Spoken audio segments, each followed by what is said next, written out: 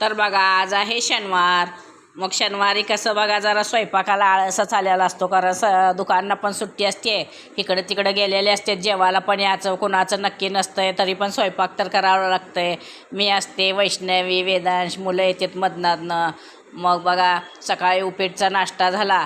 आता चला म्हणलं पहिले आपल्या उन्हाळ्याच्या सीझनमधला सांडगा करून घ्यावा. म्हणजे मी पण आणखीन केला नाही, माझ्या मैत्रिणीनेच मला दिला होता, म्हणून छान असं तेल टाकून भाजले होते बघा सांडगा. त्याच कढईमध्ये थोडासा कांदा, परत वाटण घातले होते बघा, थोडेसे कोथिंबर वगैरे हातानेच कांडून घातले होते, मोठे मोठे टमाटे टाकून छान असं मॅश करून घेतले. आणि त्यामध्ये बघा लाल तिखट आणि आपलं कांदा लसूण मसाल्याचं तिखट टाकले होते बघा थोडंसं. तसा सांडगा खायला खूप छान. आणि कसा सांडगा मला मोकळाच करायचा होता, रश्श्याचा करायचा नव्हता, कारण छान आपला मसाला पण बघा मॅश करून घेतला कढईमध्ये. टमाटर, कांदा, लसूण, खोबऱ्याचं वाटण ते छान एकजीव झालं.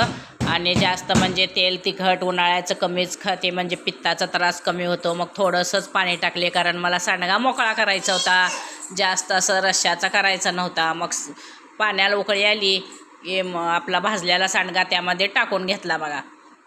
आता मी पण करणार आहे बघा सांडगा.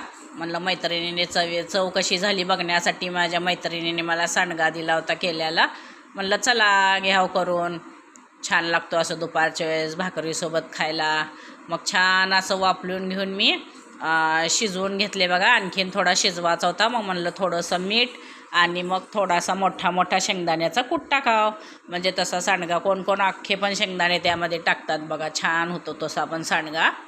मग अजून मी नंतरनं मीठ टाकून आणखीन झापून घेऊन मस्त असं मऊ शिजवून घेतला बघा, छान असा रसरशीत सांडगा.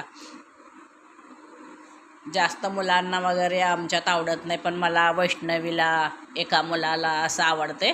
बाकीच्यांना काही जास्ती सांडगा आवडत नाही, पण आम्हाला आवडतं आहे. म्हणून मी केला होता बघा. मस्त असं सांडगा, भाकरी, कांदा, मस्त असा आजचा शनिवारचा जेवणाचा बेत आहे बघा. यात कोणाकोणाला आवडते कमेंट करून सांगा. या जेवण करायला. चॅनलला सबस्क्राईब करा.